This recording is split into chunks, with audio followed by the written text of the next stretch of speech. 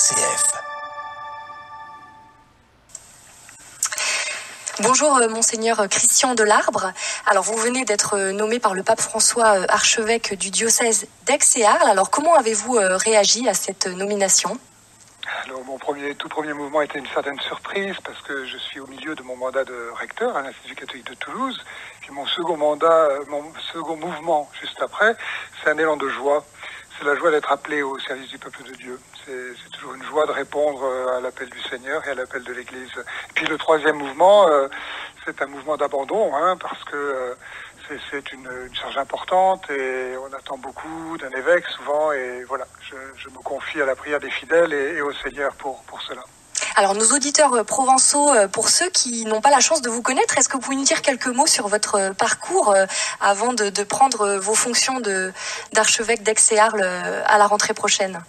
Oui, bien entendu. Je suis prêtre depuis un peu plus de 25 ans et je suis prêtre du diocèse d'Auch, dans le Gers. Donc c'est le sud, mais le sud-ouest. Voilà. Et j'ai été curé de paroisse, j'ai été vicaire général aussi, et puis en même temps, j'ai toujours été enseignant. J'ai toujours allié l'enseignement de la théologie de l'Église, en particulier de la théologie pastorale, de la théologie de la mission, et la pratique pastorale. Quelque chose qui est important pour moi.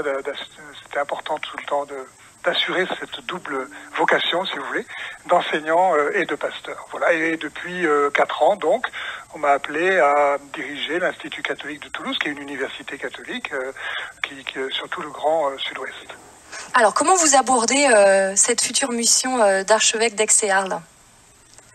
Eh bien, je l'aborde avec une grande curiosité d'abord envers le diocèse, un grand désir de rencontrer le peuple de Dieu qui est dans le diocèse d'Aix, d'Arles et de tous les autres lieux. Vous connaissez les lieux, la Provence, vous connaissez ? Je connais un peu la Provence, mais comme touriste, comme beaucoup, voilà.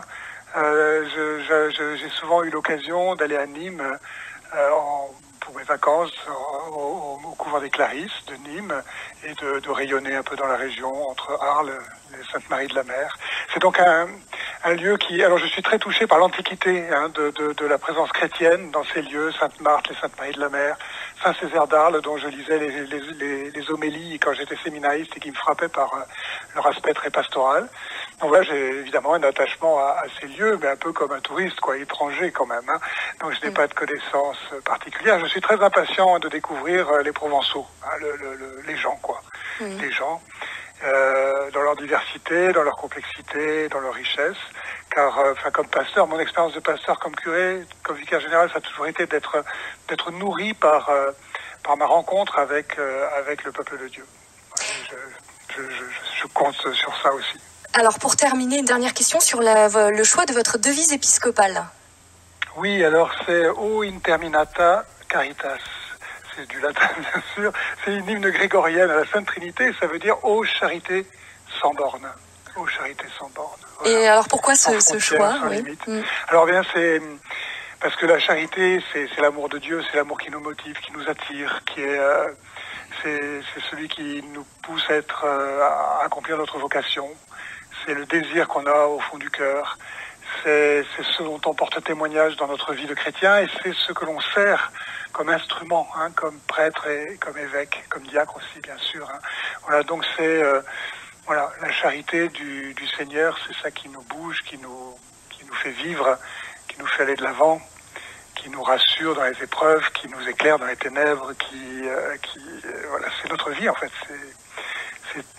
Saint Augustin dit que toute la Bible, tout l'enseignement de l'Église, tout consiste à enseigner l'amour de Dieu. Voilà. Donc c'était ce que j'avais dans le cœur quand j'ai appris cette nomination.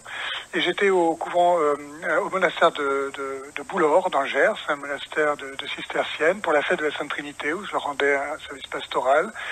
Et lorsqu'elles ont chanté cette hymne, eh bien j'ai vu ces quelques mots, ces 2 mots, interminata caritas, charité sans borne.